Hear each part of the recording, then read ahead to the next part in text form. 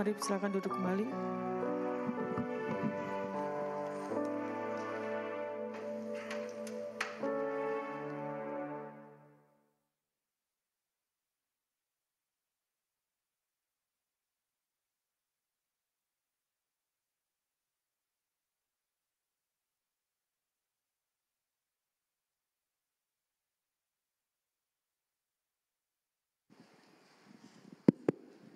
Shalom, puji Tuhan, saudara ya.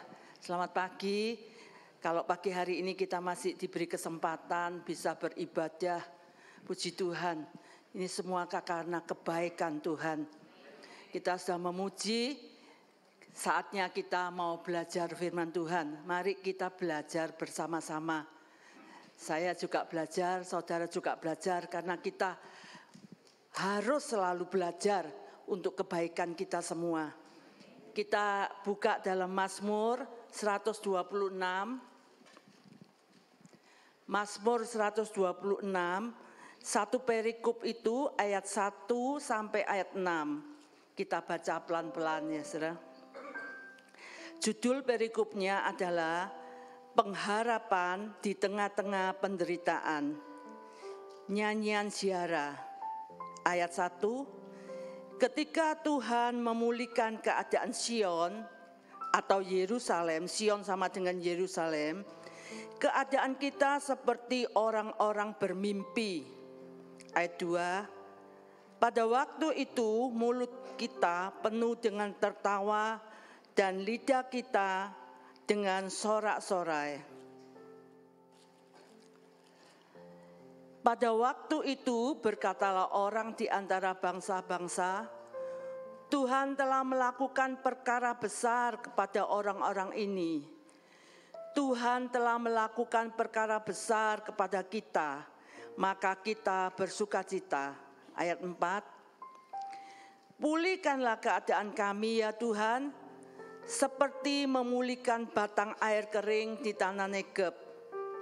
Ayat 5, orang-orang yang menabur dengan mencucurkan air mata akan menuai dengan bersorak-sorai. Orang yang berjalan maju dengan menangis sambil menabur benih pasti pulang dengan sorak-sorai sambil membawa berkas-berkasnya.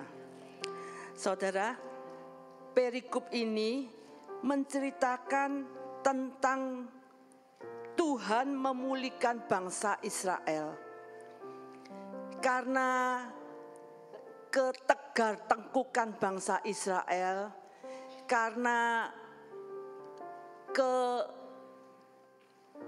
kenakalan bangsa Israel yang tidak nurut, tidak dengar-dengaran sama Tuhan. Padahal Tuhan begitu mengasihi bangsa ini, sehingga Tuhan itu mengizinkan bangsa Israel harus jadi bangsa buangan, jadi orang-orang tawanan yang dibuang ke Babel. Saudara, dalam keadaan yang tertawan, dalam keadaan yang dibuang ke Babel, pasti bangsa Israel ini mengalami satu tekanan, satu himpitan, dan mereka sangat menderita. Sampai ayat 4 dikatakan mereka berteriak, Tuhan pulihkanlah kami. Pulihkanlah keadaan kami ya Tuhan, seperti Tuhan memulihkan batang air kering di tanah Negeb. Tuhan itu mengasihi, saudara. Memang Tuhan itu menghajar setiap anak-anak Tuhan ya. Tujuannya bukan karena Tuhan jahat, tetapi supaya Tuhan itu mau membawa anak-anak Tuhan itu semakin dekat kepada Tuhan dan dengan keadaan iman yang lebih baik. Tuhan izinkan dan Tuhan dengar. Akhirnya Tuhan pulihkan. Ya saudara, Tuhan pulihkan dan bangsa Israel ini dibawa kembali pulang ke tanah perjanjian. Seperti dikatakan, mereka sampai setelah dipulihkan, mereka seperti orang yang bermimpi. Kalau dalam keadaan tertekan, dalam keadaan terhimpit, rasanya itu mimpi kapan ya bebas, kapan merdeka, kapan bisa dalam keadaan yang bisa menyenangkan, tidak terhimpit lagi. Seperti orang bermimpi, dan mimpi indah itu jadi kenyataan, ya saudara. Tuhan memulihkan, bukan seperti mimpi kembang tidur ya, kembangnya tidur, begitu tidur mimpi indah, bangun oh hilang, bukan itu. Tapi mimpi yang menjadi kenyataan, sampai mereka bisa bersorak-sorai, mereka bergembira karena ada pemulihan. Tuhan memulihkan. Dari orang yang tertawan jadi orang yang merdeka. Dari negeri yang buangan menjadi orang-orang buangan, Tuhan kembalikan ke negeri perjanjian. Saudara, tapi inti firman Tuhan pagi ini adalah ayat 5 dan ayat 6. Setelah mereka dipulihkan dan mereka kembali ke negeri perjanjian, apa yang harus mereka lakukan? Apakah setelah dipulihkan, mereka sudah dalam keadaan enak, terus mereka cuma santai, duduk-duduk, ongkang-ongkang gitu ya, diam-diam? Enggak ya saudara. Ayat 5 dikatakan, mereka harus menabur. Di negeri perjanjian itu, setelah dipulihkan, mereka bukan juga harus enak-enak, tapi mereka harus menabur. Seringkali saudara, kita ya termasuk saya, kalau dalam keadaan yang tertekan, ada masalah, kita Tuhan tolong kita berdoa. Tapi begitu sudah dipulihkan dan sudah ditolong, seringkali kita terlalu lama di zona nyaman. Waduh, senang ya sudah ditolong Tuhan, terus kita tidak melakukan apa-apa. Terlalu lama di rest area, tidak maju-maju. Tapi pagi hari ini firman Tuhan mengingatkan, justru setelah ada pemulihan, kita baca di ayat 5 ya. Orang-orang yang menabur dengan mencucurkan air mata akan menuai dengan bersorak-sorai. Ini dikatakan orang-orang, berarti banyak orang ya saudara.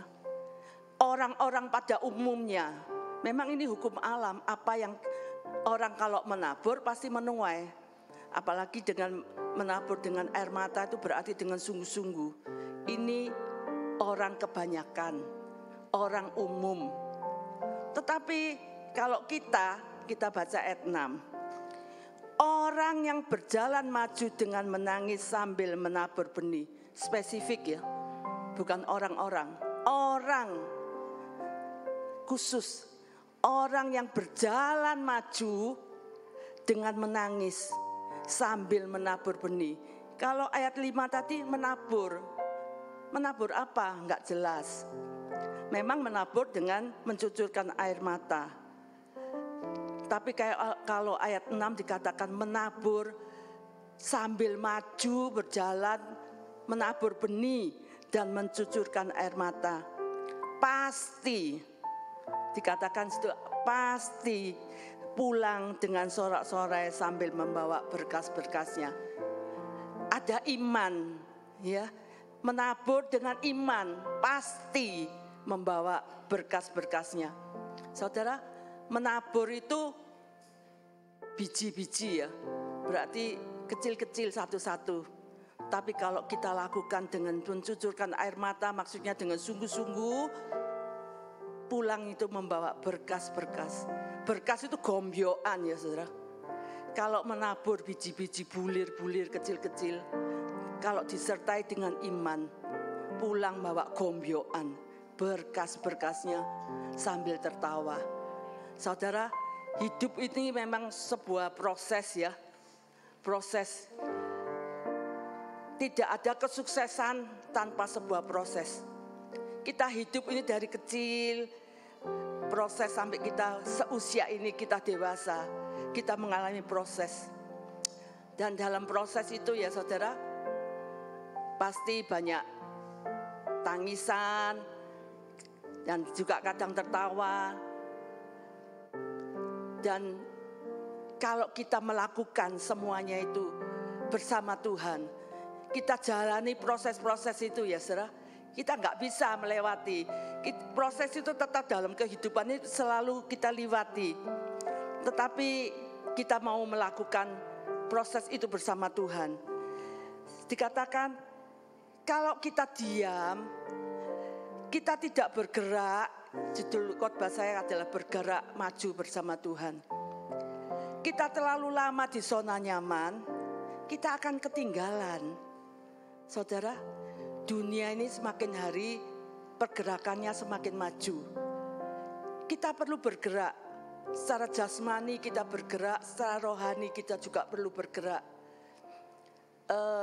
Sebagai pengetahuan ya, di sebuah penelitian di universitas di Copenhagen di Denmark ya, saya pernah baca, menemukan kalau manusia siapapun dia, usianya kecil atau muda, dalam 2 minggu saja tidak bergerak, otot-ototnya itu akan melemah sepertiga bagiannya atau setara dengan 40 sampai 50 tahun. 2 minggu. Berarti kalau tidak bergerak selama 2 minggu, itu kita itu melemah. Itu secara jasmani. Ini penemuan, ini survei, dan ini hal yang serius. Maka manusia nggak bisa cuma diam, berhenti. Secara rohani juga, kita nggak bisa diam, berhenti, apalagi mundur. Jangan ya saudara. Kita nggak boleh mundur, kita harus bergerak. Walaupun dikatakan tadi kita menabur maju, walaupun mungkin langkah-langkah kita itu kecil-kecil, nggak apa-apa, maju terus. Pelan-pelan, nggak apa-apa, maju terus. Jangan berhenti, apalagi mundur, jangan. Kita lakukan itu. Saudara, di dalam Kisah ini banyak ayat-ayat, mungkin nggak perlu terlalu kita baca, kita bisa multimedia bisa menayangkan di Alkitab bersama kita, kata Bapak Gembala ini ya, Alkitab bersama.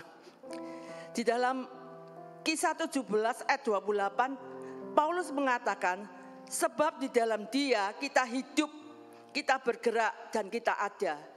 Kita ada di dalam Tuhan dan kita bergerak bersama Tuhan. Karena kita adalah keturunan Allah juga. Saudara, bergerak menabur itu juga berarti bisa bekerja ya, bisa berusaha, merintis. Di dalam Alkitab, benih itu bisa diartikan secara hurufiah adalah benih sesungguhnya, benih gandum, benih biji sesawi, benih anggur ya. Tapi di dalam Alkitab juga Tuhan sering mengumpamakan benih itu sebagai kerajaan Allah. Ya, di dalam Lukas 8 ayat 11 kalau enggak salah, dikatakan benih itu adalah firman Allah. Jadi kita bisa menabur secara, karena kita masih hidup di dunia ini, kita menabur secara benih hurufiah. Kita harus bekerja di dunia sekuler, tetapi sebagai anak-anak Tuhan kita juga belajar menabur benih firman Allah di ladang di mana kita ditempatkan. Di ladang gereja, di ladang keluarga, di ladang kalau anak-anak muda mungkin di tempat sekolah, di tempat kerja, di bisnis, di mana di kelompok-kelompok kita ditempatkan Tuhan. Kita belajar melakukan kehendak Tuhan. Tuhan itu senang orang yang rajin ya. Kalau kita menabur itu berarti rajin. Kalau saudara baca di tempat di Kejadian awal, Kejadian 2 kalau nggak salah. Setelah Tuhan membuat Taman Eden, Tuhan menempatkan Adam di Taman Eden. Itu dikatakan Adam disuruh apa? Mengusahakan dan memelihara taman itu. Dari awal manusia pertama Tuhan sudah senang kalau manusia itu bergerak, bekerja dan rajin. Itu kehendak Tuhan. Tuhan kepingin kita itu jadi anak-anak yang rajin. Galatia 6 ayat 7 dikatakan, jangan sesat. Allah tidak membiarkan dirinya dipermainkan. Apa yang ditabur orang itu akan yang dituainya. Saudara, kalau kita mau menuai, kuncinya cuma menabur. Dan menabur berjalan maju. Ya, tidak berhenti. Di dalam Kejadian 8 ayat 22a dikatakan, selama bumi ini masih ada, tidak akan berhenti musim menabur dan menuai. Pengkhotbah 11 ayat 6 dikatakan, taburkanlah benihmu pagi-pagi hari. Ini berarti kita disuruh menjadi orang yang rajin. Pagi-pagi ayo kita bangun. Kita menabur apa? Doa untuk diri kita sendiri. Kita juga bisa menabur di dalam diri kita sendiri supaya ada kehidupan dan ada perkembangan. Pagi-pagi kita harus menabur lewat doa, lewat baca firman. Setelah itu kita menabur di dunia sekuler sebagai pengusaha, berangkat bekerja, sebagai anak-anak muda sekolah. Saudara, itu juga harus kita lakukan. Itu yang dikehendaki Tuhan. Saudara, di dalam 2 Korintus 9 ayat 10 dan 11. Ini saya baca dalam Alkitab bahasa masa kini ya. Alkitab saya ini sudah rusak. Baru-baru ini saya beli Alkitab baru bahasa Inggris, bahasa Indonesia, tapi dalam bahasa kini. Itu lebih enak ya. Lebih bisa gampang dimengerti. Saya baca dalam bahasa gini. Allah yang menyediakan benih untuk penabur dan makanan untuk kita.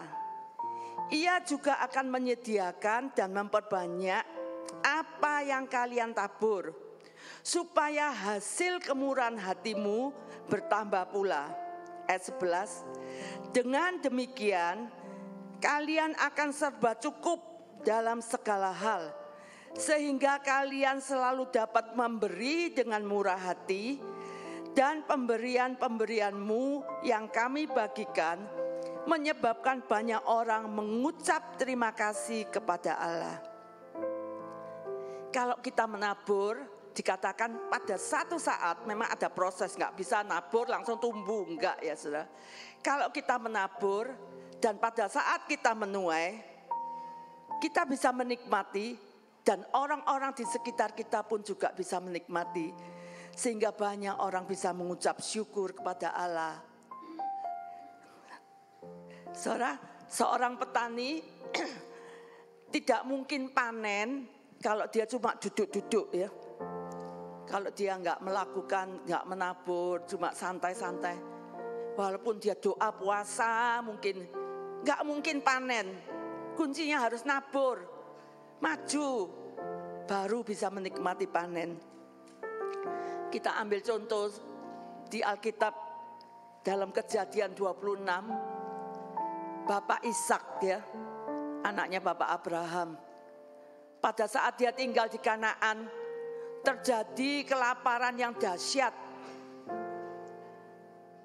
Kalau orang lain mungkin menyalahkan keadaan ya, atau merenungi keadaan. Wah kok kelaparan, ya sudah, tidak melakukan apa-apa. Tapi kita contoh seperti Bapak Ishak, dia nggak buang-buang waktu, walaupun dalam keadaan kelaparan yang sangat dahsyat. Padahal Bapak Ishak ini anak orang kaya ya. Bapak Abraham tuh bapak yang kaya, tapi dia nggak manja, dia nggak menyesali keadaan tuh. Kok kenapa saya tinggal di negara? Terima kasih. Kenapa saya tinggal di negara yang sekarang Tuhan izinkan kelaparan? Tapi Tuhan bilang tinggal di situ, jangan pergi ke Mesir. Saudara, Bapak Ishak nurut. Dia tidak buang waktu, dia bekerja, dia menabur. Dan dikatakan dalam tahun itu juga dia menuai 100 kali ganda. Karena dia nurut, dia mau menabur itu sengaja ya saudara. Bukan tidak sengaja, tapi apa yang kita lakukan itu kita sengaja melakukan. Tapi melakukannya dengan sungguh-sungguh, dengan mencucurkan air mata, itu ada kesungguhan hati, tidak asal-asalan. Dan dikatakan Bapak Ishak ini pasti menabur dengan iman, dan dia berharap menabur dengan sengaja dalam situasi kelaparan. Dengan iman dia lakukan, dan pasti Tuhan memberkati, mengembalikan. Benar ya, dalam tahun itu juga Tuhan mengembalikan 100 kali lipat, bisa panen raya ya saudara. Dalam Amsal 4 ayat 10 dikatakan, tangan yang lamban membuat miskin, tetapi tangan orang rajin menjadikan kaya. Menabur itu bukan cuma harta, ya. Kita menabur itu bukan cuma secara materi, tetapi dikatakan menabur itu benih itu juga firman. Jadi kita bisa menabur apa, saudara?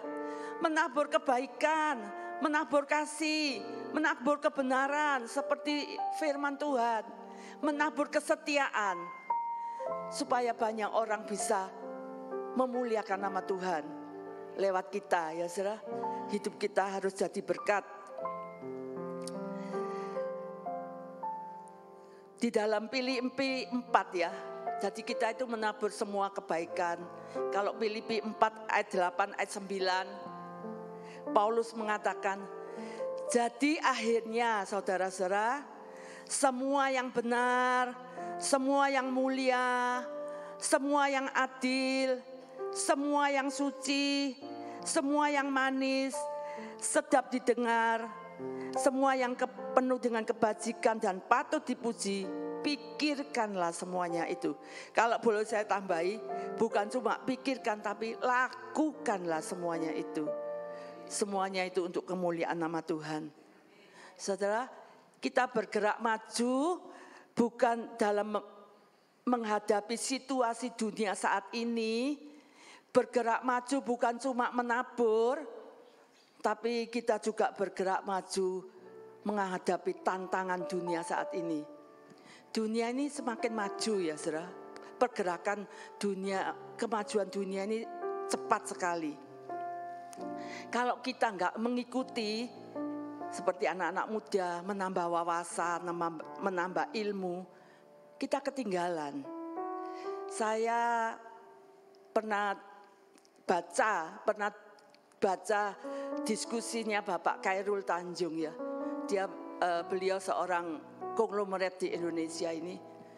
Beliau punya usaha di Singapura, usaha kesehatan mungkin. Beliau berkata, dokter di Singapura dengan dokter di Indonesia itu beda. Kalau dokter di Singapura itu digaji oleh pemerintah.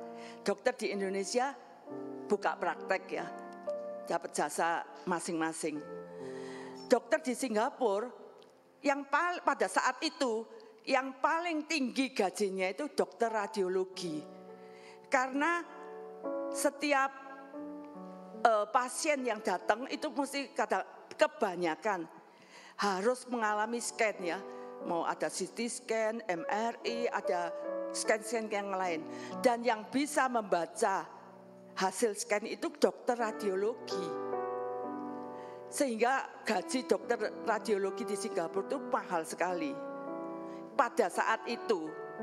Tapi saat ini saudara, beliau mengatakan dokter radiologi itu gajinya yang paling rendah. Karena apa? Tugas beliau, tugas dokter radiologi itu digantikan sama komputer. Ya sekarang zaman komputer, zaman maju. Begitu scan, hasil scan dikirim ke komputer, hasilnya lebih akurat dan lebih cepat.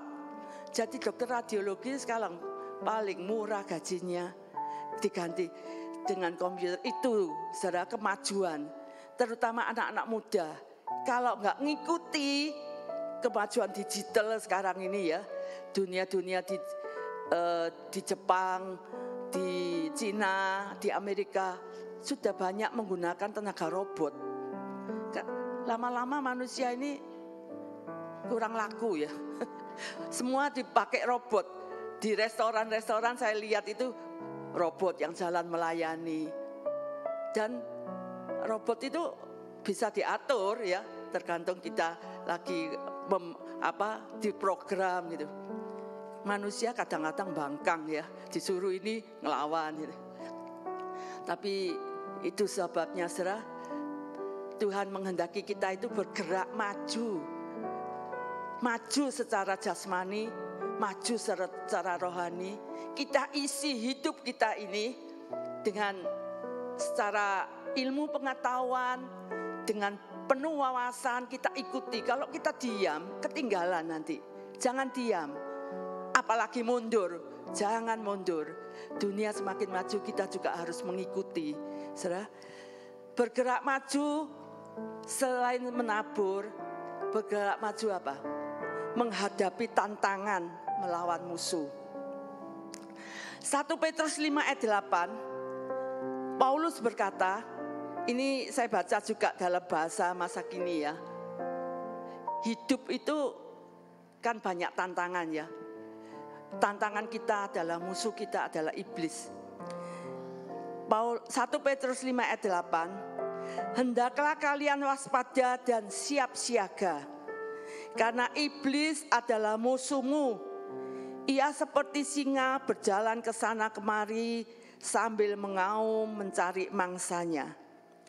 Iblis saja bergerak loh saudara, iblis saja jalan-jalan loh. Kalau kita diam, kita gampang jadi musuhnya iblis, gampang dimangsa. Iblis kalau baca di Ayub ya, Tuhan ketemu iblis ditanya dari mana? Dari keliling-keliling. Apa enggak ada tujuannya keliling? Ada tujuannya, mencari mangsa. Mencari siapa yang dalam keadaan tidak waspada, dalam keadaan siapa yang tidak siaga. Iblis itu mencari mangsa. Kita seringkali iblis itu mengaum apa? Menggertak ya saudara. Menggertak kita. Mengintimidasi. Sering tuh gertakan iblis itu, wah penyakitmu gak bisa sembuh, wah kamu gak akan berhasil. Itu gertakan iblis saudara. Jangan takut, kita harus menghadapi dengan, kita harus maju, jangan mundur dengan gertakan iblis itu. Wah kamu mungkin tahun ini akan semakin melemah. Iblis selalu mengaum-ngaum yang menggertak kita. Kita harus belajar ya, seperti cerita sekolah minggu. Seperti Daud dan Goliat, cerita sekolah minggu yang sangat terkenal. Kalau ini kita baca ya, kita baca dalam 1 Samuel 17 ayat 48. 1 Samuel 17 ayat 48. Dalam menghadapi waktu itu bangsa Israel diintimidasi sama Goliat, ya. Ketika orang Filistin itu bergerak maju, itu Goliat aja, musuh itu selalu bergerak maju loh. Apa kita mesti mundur? Tapi kita mesti seperti Daud. Untuk menemui Daud, maka segeralah Daud berlari. Goliat maju, Daud tidak mundur, tapi justru Goliat tambah berlari ke barisan musuh untuk menemui orang Filistin itu. Daud, kita belajar. Daud yang seorang penggembala domba yang cuma beberapa ekor, tidak takut menghadapi musuh, tidak takut menghadapi Goliat. Tapi Raja Saul dan tentara-tentara Israel, kita mundur ya. 1 Samuel 17 ayat 11, coba kita baca ayat 11.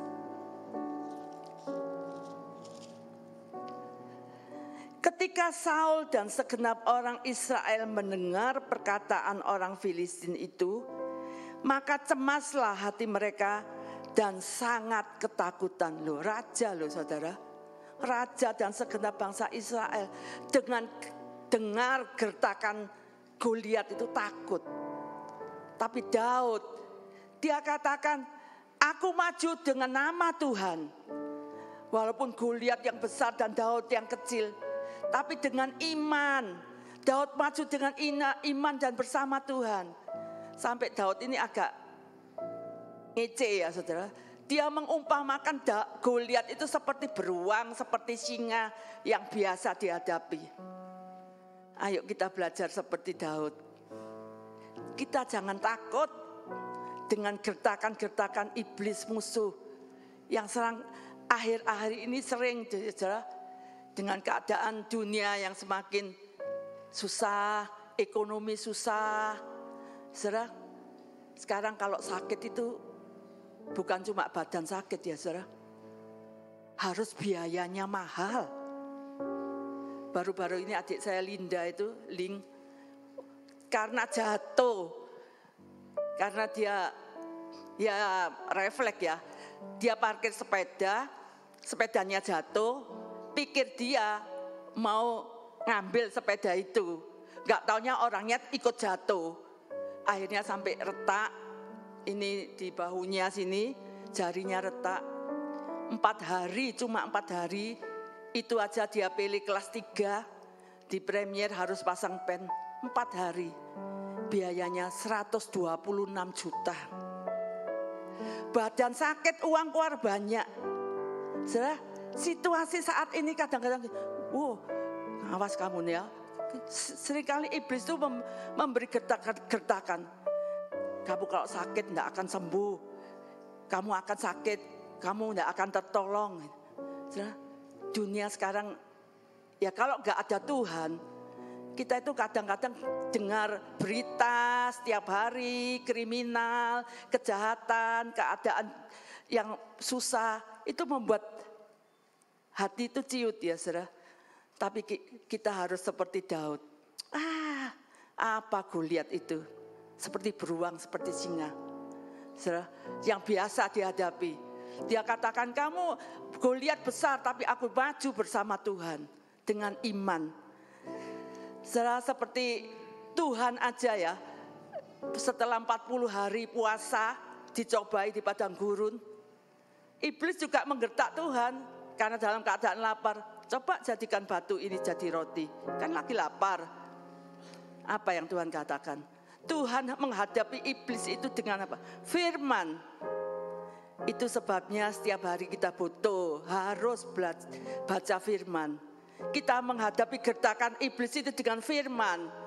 Kita isi hidup kita itu dengan iman dan firman. Untuk menghadapi dunia saat ini. Tuhan berkata, ada tertulis. Jangan lemah. Jangan seperti, kalau dalam cerita ya, Nabi Elia, Nabi besar.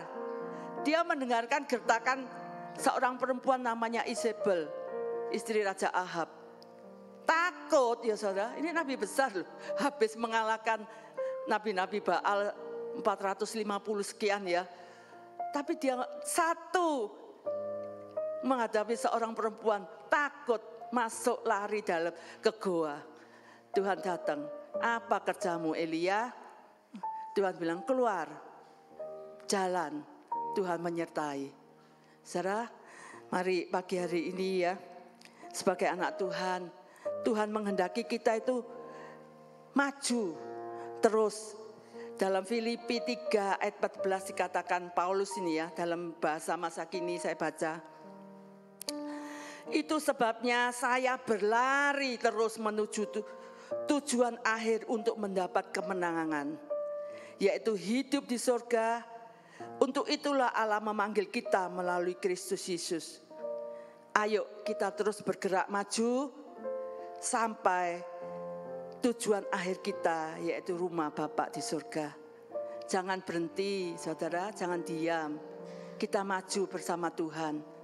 Apapun yang kita punya, apapun yang Tuhan beri, Tuhan itu sudah memberi benih loh kepada kita. Setiap orang pasti punya benih. Tergantung bagaimana kita mengerjakan benih itu sampai menjadi suatu hasil. Ya, saya ingat kesaksian seorang ibu. Ini saya tutup dengan kesaksian ini ya. Seorang ibu. Dia seorang ibu rumah tangga biasa, cuma bergantung kepada suami, dan suaminya waktu itu yang bekerja. Suatu hari suaminya sakit dan Tuhan memanggil suaminya itu meninggal. Ibu ini dalam keadaan susah, dia bingung bagaimana setelah ditinggal suaminya. Dia gak biasa kerja. Dia ibu rumah tangga yang biasa cuma masak di rumah. Dia berdoa, Tuhan Ya apa ini, anak-anak masih butuh biaya, suaminya meninggal, yang cari uang meninggal. Tapi Tuhan itu baik ya saudara. Terus ibu ini gini, Roh Kudus mengingatkan, kamu kan pintar masak. Gitu. Terus dia, oh iya, dia mulai belajar bikin bumbu ya saudara. Bumbu, dia bikin bumbu rendang, bumbu Bali, bumbu apapun itu ya saudara. Dia plastiki kecil-kecil, dia titipkan di pasar, gitu. Laku, sedikit laku. Terus dia bikin lagi agak banyak. Tentunya dia melakukan itu dengan iman dan berdoa ya. Dia jual lagi agak banyak laku. Sampai akhirnya singkat cerita, bumbu itu bisa ekspor ya saudara. Dari ibu rumah tangga yang sederhana, yang ditinggal suaminya bingung. Roh Kudus mengingat, kamu apa yang kamu punya, lakukan. Tuhan sudah kasih benih, dia pintar masak. Kalau ya memang kalau seandainya suaminya masih ada, dia nggak tahu kalau dia bisa punya benih masak itu ya, bikin bumbu itu. Tapi itu Tuhan baik. Tuhan tidak meninggalkan sampai akhirnya bumbunya terkenal dan bisa ekspor ke luar negeri. Sekarang pagi hari ini kita nggak usah kecil hati. Aku nggak iso apa-apa. Bisa bersama Tuhan kita bisa. Kita bisa melakukan apa-apa dan Tuhan beserta kita. Sekian firman Tuhan dan saya kembalikan ke Bapak Gembala.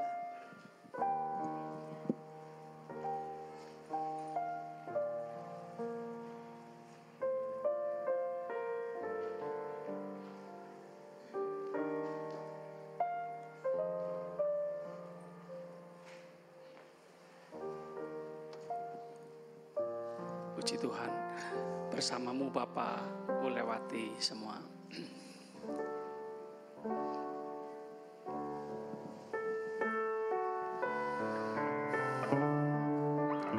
Jemaat Tuhan mau bergerak, amin. Mau bergerak cepat, amin. Mau berlari-lari pada tujuan yang Tuhan tetapkan kepada kita, amin. Tuhan Yesus, Roh Kudus menolong kita semua. Nyanyikan lagu ini bersamamu Bapak.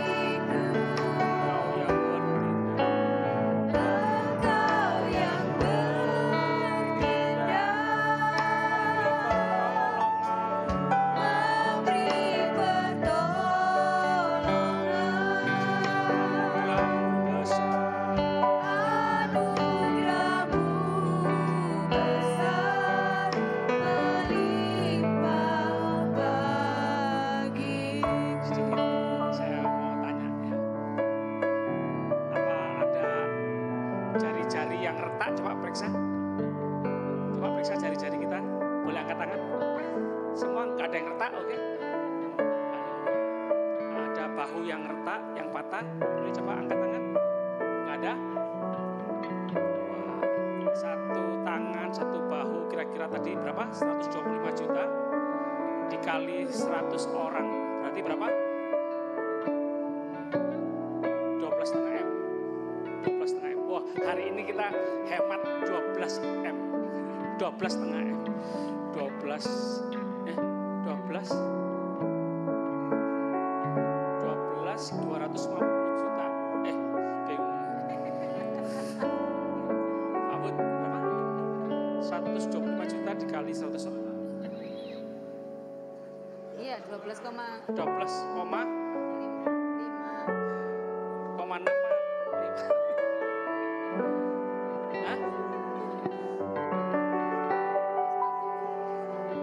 Oh, pasnya 12,6. Ya. Haleluya. Katakan sama-sama, hemat 12,6 miliar.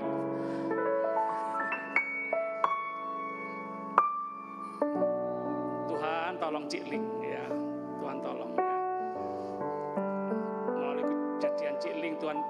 kita semua bisa sehat, bersyukur. Terima kasih Tuhan. Ya. Terima kasih. Sama-sama kata terima kasih Tuhan.